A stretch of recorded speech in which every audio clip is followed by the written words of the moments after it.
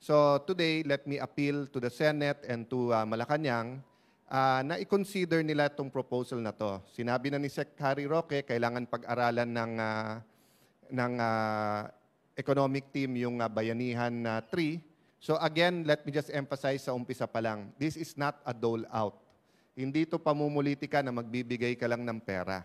Extraordinary po ang ating problema sa pandemya. Extraordinary din dapat ang solusyon. That we are for Bayanihan 3 has to include at least a 10K. In fact, maliit na nga yung hiningi natin. 10K is $200 na one time. Umpisahan po natin ng question kay Mr. Eddie Galvez from FBBC News. Sir, good afternoon po. You said earlier, hindi po dole out, hindi rin po pamumulitika.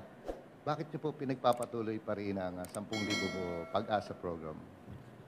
Siguro yun na po ang sakit ko nung nagsimula ako sa politika eh. Pagtingin kong tama, paglalaban ko talaga hanggang sa dulo regardless of the consequences. No? So alam kong panahon ng pandemic, so hindi panahon na magkaroon ng debate o mang-away, kaya we're trying to do it as sensitive, we're trying to be as sensitive as we can. But talagang kumakatok kami sa puso ng House leadership, ng leadership ng Senate at ng Malacanang na pag-aralan nila kasi pero kung gagawin natin sa bawat pamilyang Pilipino, and we can do it with the advantage of the to the advantage of the government. Tandaan po natin ngayon na if you have a national ID, hindi mo na kailangan na may chip yung card mo na mas mahal at mas mahirap yun dati kasi pro-program mo pa, no? Sa ngayon QR code. At ngayon, kung gusto mo ng picture, yung nagbahay-bahay, pwedeng gamitin ang cellphone niya para kunin ang picture mo at fill-upan mo. So, ang aking proposal is, pag binahay-bahay nyo yung 10,000, alukin nyo na rin ng application ng national ID.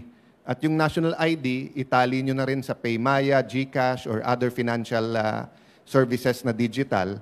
So, in the future, kung may scholarship, may medical assistance, merong kahit anong klaseng assistance, may ayuda, i-electronic transfer mo na lang. Kaya tayo nagkakaproblema tuwing magbibigay ng ayuda, di ba? Kasi hindi nakaset up ang sistema natin at it depends sa LGU. At ang problema, even the most efficient LGU, pag namigay ng ayuda, may nagpo-positive sa COVID kasi may contact eh, di ba? Ipaiikutin mo sila ulit, papupuntahin mo yung tao sa school. So, kung sasabihin yung March pa lang ngayon ng 2020 or April, May, naintindihan ko eh. Pero 1 year later, and everyone is telling us naman, we will never go back to the old normal. There will be a new normal. So why don't we get ahead of this, di ba? Can you imagine if each and every Filipino has a virtual ID sa cellphone niya na may QR code na pwede mag-transfer ng cash pagkakailangan, di ba? So, pati ang PhilHealth, di ba? Ang daming problema yun, etc. But isipin mo, pag pumunta kang ospital, pakita mo yung national ID mo, nakatali na rin yan sa PhilHealth, tapos ma-text na lang o message sa'yo na sa bill mo sa chemotherapy ngayon, 15,000, ay chinarge na and everything. It'll be much more simple to audit the paper trail and everything, no? So I'm really hoping we start thinking bigger. No, hindi yung pwede na. I don't think ngayon panahon ng pandemic, pwede na sa Pilipino. No, ang dami natin pwedeng gawin. But I think it has to start really with a little bit of cash sa bulsa ng bawat pamilyang Pilipino para wala talagang maiwanan. Okay. Next question po from SMNI, Mr. MJ Mondejar. Hapon. Ano yung comment niyo, sir, doon sa cash aid section po sa Bayanihan 3, yung napasa nila is 2K, sir. Yung sa inyo, 10K. Sa kanila is 1K per family member plus a standby fund of 100 billion for another 1K. No? So, ang problema dito, pre, unang-una, per member ng family.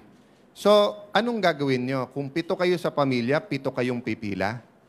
Ngayon, kung sasabihin mo rin lang naman na isa lang naman ang pipila, di bakit hindi per family?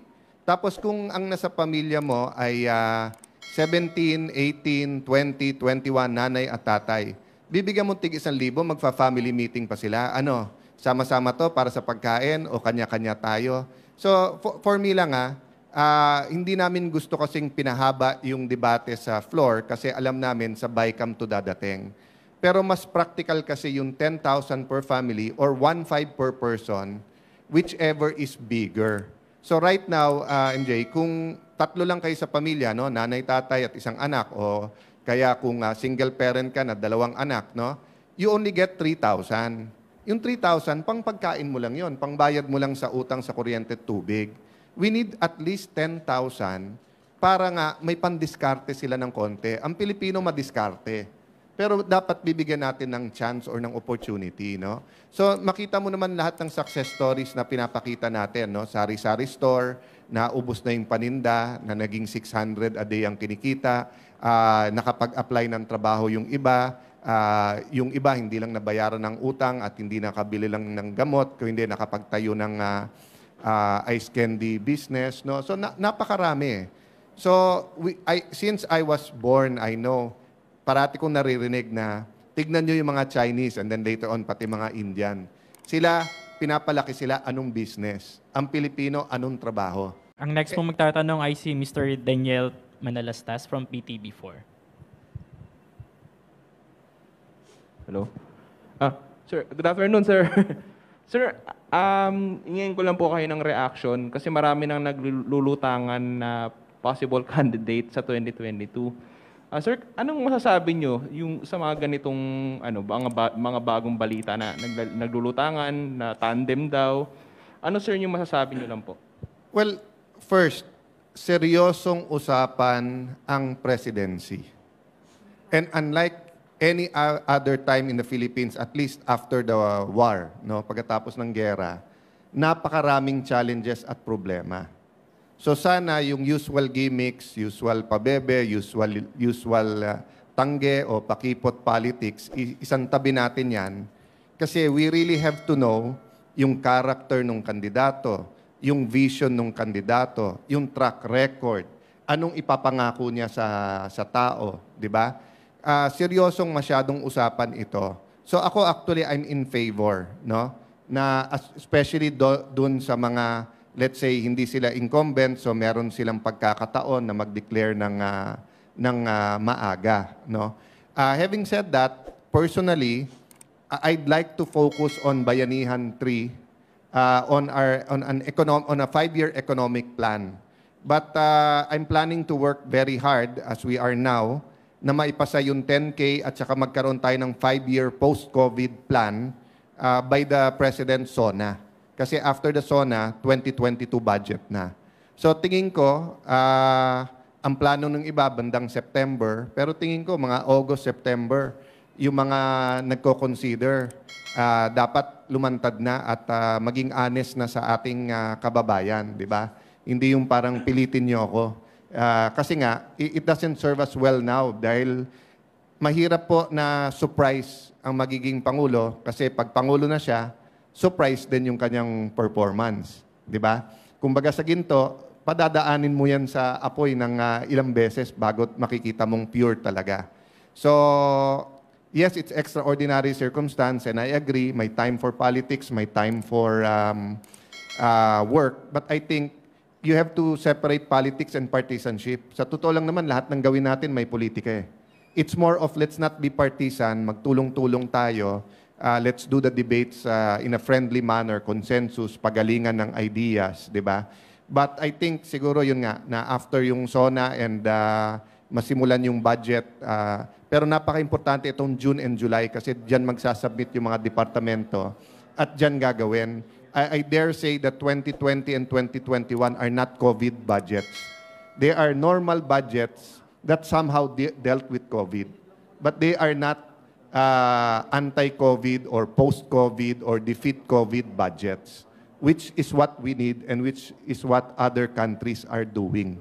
Ang US nga parang lumalabas parang doble ang budget nila di ba? May national budget sila tapos yung stimulus niya napakalaki, $3 trillion. No, pwera pa yung ibang spending bills nila. Sir, follow up. Kayo po ba, sir, personally? Sorry, tatanungin ko na, sir. Yeah, I'm seriously considering running for president or for other positions, but I'm really praying and discerning about it. And I'd really like the opportunity na mapasa muna tong 10K ayuda and to be part of forming a 5-year plan. So I think anyone and everyone who is qualified and could be a good president should now contribute in putting together a 5-year plan. Kaya para kahit sinong manalo, at least may plano na yung ating bansa. Hindi pwede sa Pilipino ang bahala na. So kung ang gagawin natin ay mangangampanya muna o ayusin muna o pabayaan mo muna mag-organize o sige, pabayaan mo munang pilitin nila ako and then wala namang tayong pinapakitang platform and then we don't join. 'Di ba? So I mean, there are people I see on TV na hindi ko kasundo. 'Di ba? At alam niyong meron po akong ongoing debates with some of them. But when they talk about national issues, I appreciate them kasi may contribution eh. 'Di ba? Hindi naman pwede talagang idikta na lang natin ang gagawin natin. May debate now. And kung sasabihin ng administrasyon na masyadong malaking pondo ang Bayanihan 3, kaya nga namin ginawang separate bill yung ayuda. Yung 200 billion, kayang-kayang hanapin yon. And even that, no, kung masyadong malaki pa rin yon, we can go down to 150 billion, which is really the number of families na pinaka-nangangailangan sa atin. To give you a perspective lang, mga kapatid natin sa media, every year we put 100 billion for 4Ps. Ito yung pinakahirap sa ating bansa. And sa ayuda, kasama pa rin sila. No? So, but napakarami po ngayon na wala sa 4Ps pero hirap na hirap. So ano ba naman yung magkaroon tayo ng 1 to 200 billion project this year para matulungan silang makaahon? These are very productive people na nawalan lang ng trabaho or nalulugi ang negosyo, not because of any negligence, not because of any pagkukulang, hindi dahil sa katamaran, kung hindi dahil sa COVID. No? And government is partly to blame because nahuli tayo sa bakuna. Di ba? We keep saying we're on track and every time na nagpapasalamat ako we're on track, malalaman kung may delay na naman. No? So the reality is, kung makikita mo all over the world, yung mga maganda rollout ng vaccination, handa na sila to restart their economy. Tayo, hindi pa rin. Naghihingalo pa rin. So, two things na kailangan ng gobyerno ngayon is bakuna at ayuda. Thank you, Mr. Daniel. Now, moving on, Mr. Jojo Sikat from Abante. Afternoon pa. Sir, balik tayo ulit dito sa ayuda natin. 10,000 tulong pag-asa dito sa ating mga OFWs. Ngayon, meron kayo tutulungan na 300 OFWs and 50 non-OFWs na mga beneficiaries. Paano natin sinala yun, sir? Anong klase mga problema nila? Paano natin sila sinala? Pinili itong mga OFWs na OFWs na matulungan. So partnerships din, mamaya we will think one by one. Yung katulad po ni Toots Ople, yung kanilang organisasyon, yung katulad po kay USEC natin for migrant workers, Sara Ariola sa DFA, katulad po kay Mocha na nasa OWA. So, and then plus yung mga nakilala kong OFW leaders. But these are all products of partnerships. But that's why ginagawa natin online. Kasi napansin namin yung pinakahirap talaga, sila minsan ang walang connect eh. So at least online, kahit papano, kung mabalitaan nila, may kamag-anak sila or may kasama sa pamilya na may Facebook or makapag-text sila ng diretso sa atin. Ito ba But we're working on a mechanism on a website and Facebook na mas magiging accessible sa lahat. Yan ba yung mga distress workers at saka yung mga hindi nakaalis? Ito mga OFWs at pamilya na either hindi nakasweldo o babalikan, may utang, basta't yung hirap na hirap. And to give you an example lang, yesterday, meron pong isang tao na anonymous na nag-donate ng 150,000, pero alam ko yung background niya.